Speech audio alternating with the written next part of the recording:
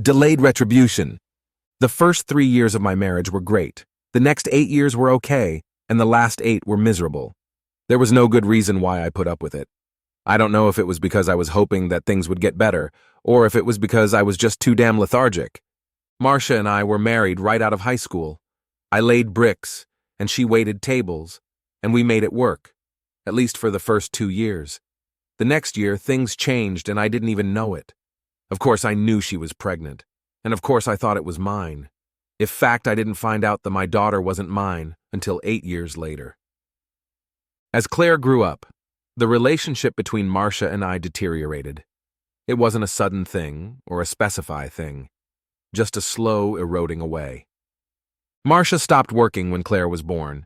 I was making enough to keep us comfortable, but not in high style. What I didn't notice right away was that Marcia and Claire always seemed to have new stylish wardrobes. She never spent an excessive amount of money out of the household funds on personal items, but they were always well dressed. I noticed it, but I never mentioned it to her. When Claire was young, we seemed to get along great, but as she got older, she started to become a bit surly. I mentioned it to Marcia, and she just blew it off. At that point, I realized that Claire was becoming just like her mother. Our personal relationship was fading rapidly. Our sex life had gone down to almost non-existent. I no longer initiated sex, but did respond if she did. I took what I could get, but it was all a bit cold. I had quietly been putting money aside so that we could buy a house. As things changed, I lost interest. I stashed the money away in a safe place and continued to add to it. Claire's 10th birthday was coming up, so I knocked off early at work and went across town to try and find a birthday present for her. There was a small city park across the street. It was in the business district, an area that I very seldom visited. Marcia was in the park sitting at one of the benches with an older man in a suit. Between them sat Claire with a big smile on her face. Now things were beginning to make sense. I ducked into a coffee shop, grabbed a seat by the window, and I watched them for close to an hour. They were laughing and chatting just like a family. We never did that anymore. They all stood up and hugged.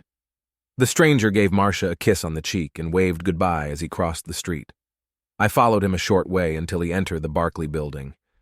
Malcolm Eugene Foote was a financial advisor who had a small office on the 3rd floor of the Barclay building. That was all I needed to know at the moment. Up until this time, I had made every effort to be pleasant and congenial at home. I brought Marcia flowers occasionally and little presents for no reason. Now I became indifferent.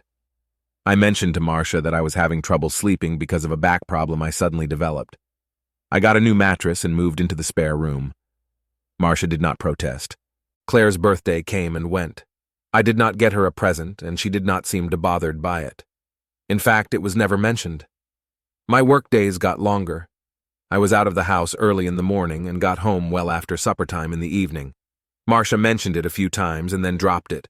She continued to keep the house normal for her and Claire. They sort of modified their life around me and my absences. It was never discussed. She did continue to do my laundry and keep the room up.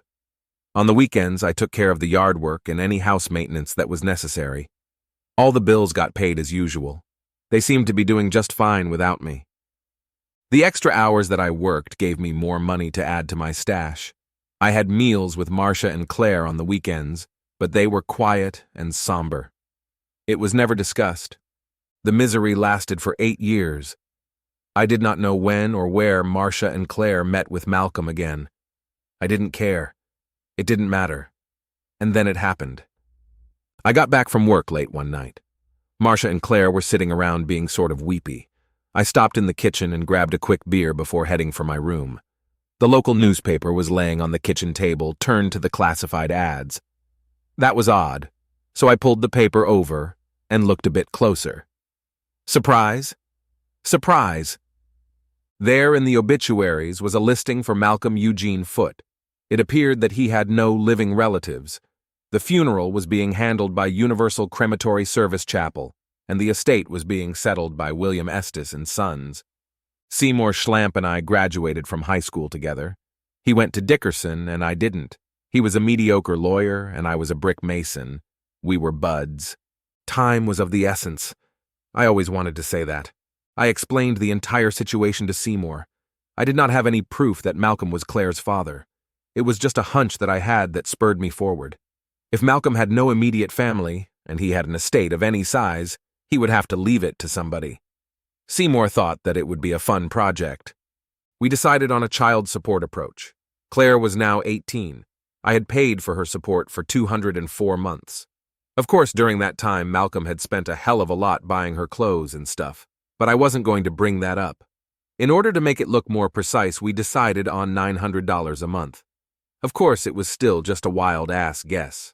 So we put in a creditor's claim against the estate for $183,600. I didn't want to be greedy. I just wanted a piece of the pie.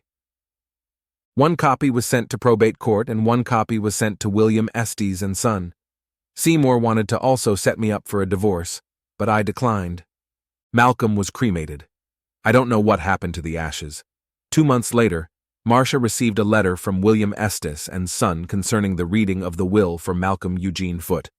I found the letter in her nightstand. I didn't receive a letter, but Seymour did. William Estes Jr. handled the reading of the will. Present was Marcia Graves, her daughter Claire, and Seymour Schlamp, attorney for Martin Graves. Seymour said that Marcia and Claire were totally shocked when I was awarded the full amount that I asked for. My wife and daughter each received $16,400. That is all that was left after I got mine. When the will was read, it clearly stated that Malcolm was leaving his entire estate to Marcia and his biological daughter equally.